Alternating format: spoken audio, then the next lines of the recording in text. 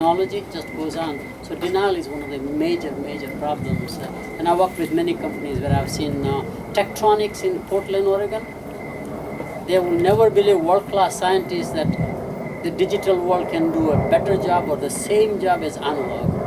And they remain analog, and obviously HP took over the market. It's fascinating to watch what happens in the world. So that's interesting book. Any other question? अच्छे दिन कब आएंगे? अब आ ही गए हैं ना. At least that's the claim. The interesting thing is that this election is celebrated a lot more by non-Indians as much by Indians. There's a huge sort of a sympathy about India as a great nation, and somebody should get its potential realized. So there's like a celebration by everybody, which is unusual. I think it was unifying the nation despite all of our diversity, which was unusual, I found. And I think he's a doer.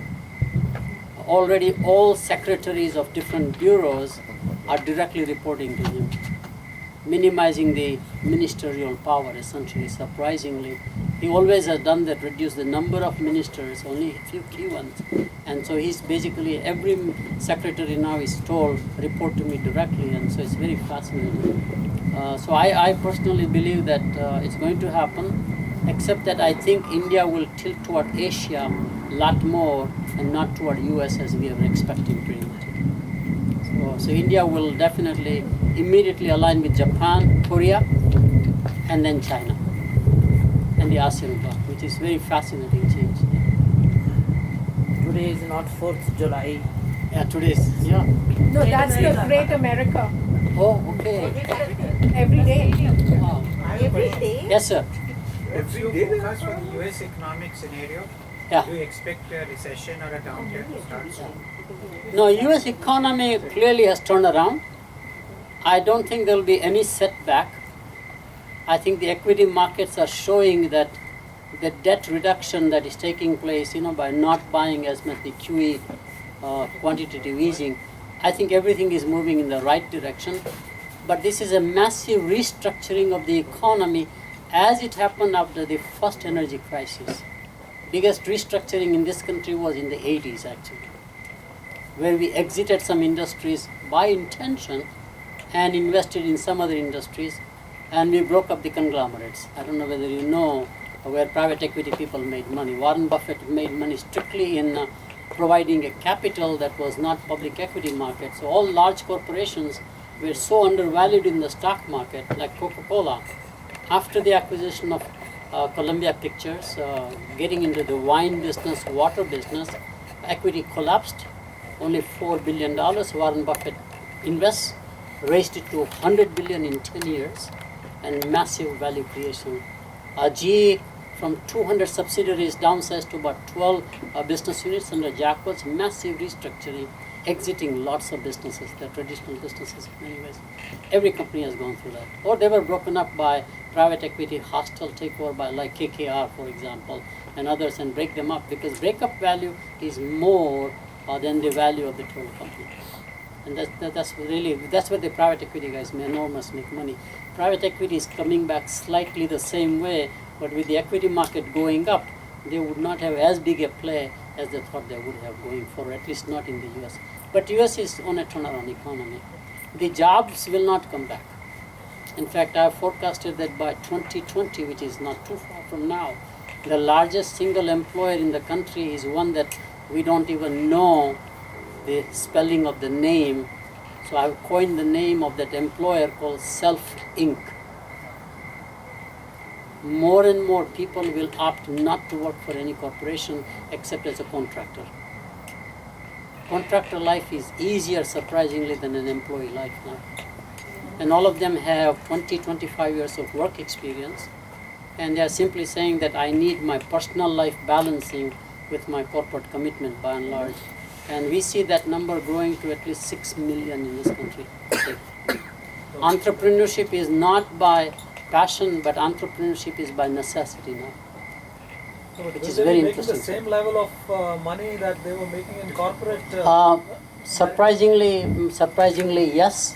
Maybe not in terms of stock options. If you take the stock options out, the compensation as a contractor is better. Surprisingly, But if the economy stays strong, yes. will the stock market not correct as all the experts are saying? Stock market has to correct. Right now, it has gone much higher. So the stock market will correct, but it will come back again. But the recession is not coming in the near future. We don't see the recession for at least 4 or 5 years now, pretty much. So I read a report recently, I think some of you must have read it in the newspapers, that with the number of jobs that can be mechanized or Yes. robotized, the question is, what will humans do? Yes. There is a whole scenario called future of work, by and large. There are plenty of other things that we still have not counted in many ways as potential work opportunities. So you transition your work from what you became, let's say, skilled or learned into something else. Give you an example. And it happened earlier the same way. Well, let me give the background first before I give the answer. We had two major industries where Indian diaspora was active employee base, managerial class, professional class, nuclear energy and aerospace industry. Both collapsed in the 70s, late 70s, early 80s. What do you think they did? Out of job, single wage earner, the whole family depends on the breadwinner, in this case mostly men. They became entrepreneur by necessity. They went into gas stations. They went to hotel motel businesses. They went into shopping center, little shops, etc. If you ask them today, and I know all of them, quite a few, 30 years later, they say it was the best thing that ever happened to them.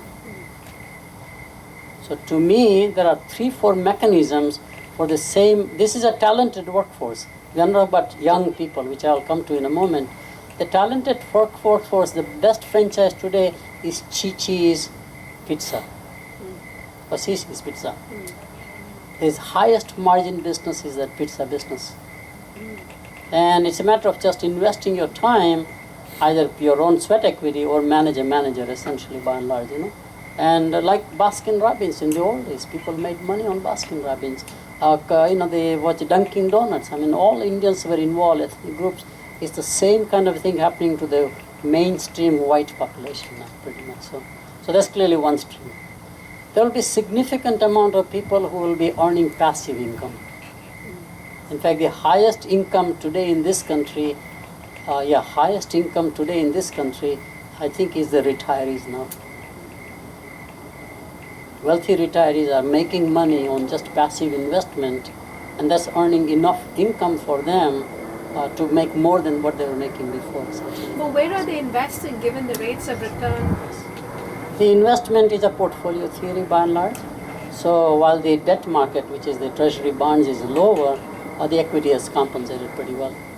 So overall you are making still about 11-12% return. So that's very interesting. So that's the second one, is that retiree passive income, retiree at any age practically. That's becoming a big business. The third one, really getting very active investment approaches. In other words, you are becoming a mini VC on your own, either an angel type or whatever it is. As in Silicon Valley, we have seen quite a lot who became very rich in the .com era. Now are saying, why should I start another company? Let me invest in other companies. For example, like the Thai group has done quite a lot. I think that phenomenon is also growing in most cities pretty much. So there will be multiple ways of creating work for yourself. What will happen to the second and third generation Indian people?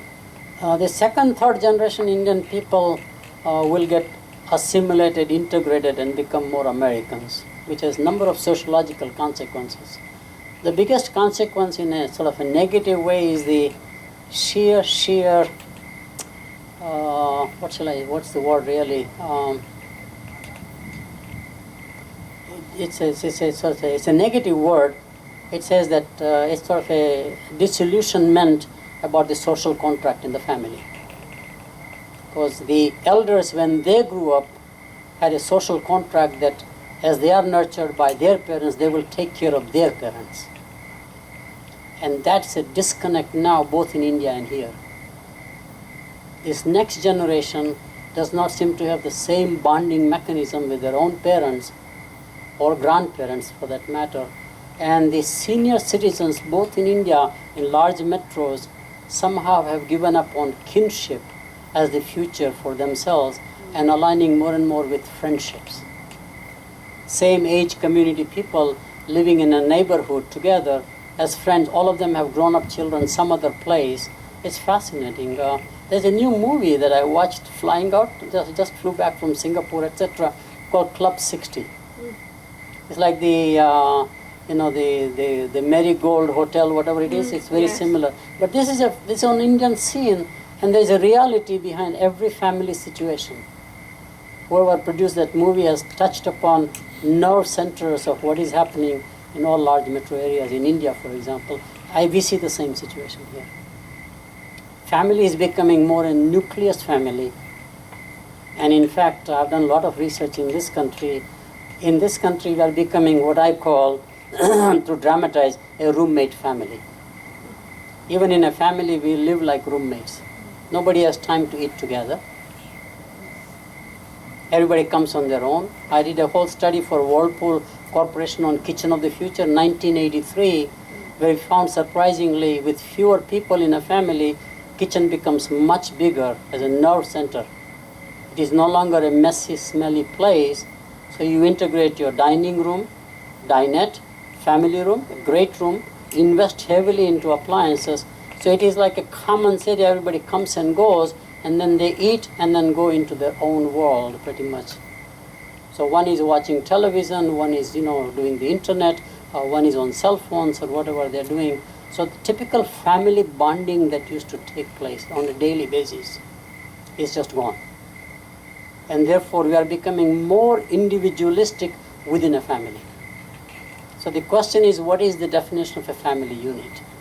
Or when I came, people would say, I would say, where is your family? And I would say, they're all back over there. My brothers, sisters, and Americans didn't understand that concept because they thought family means just you, your spouse, your children, and that's a massive change in the society.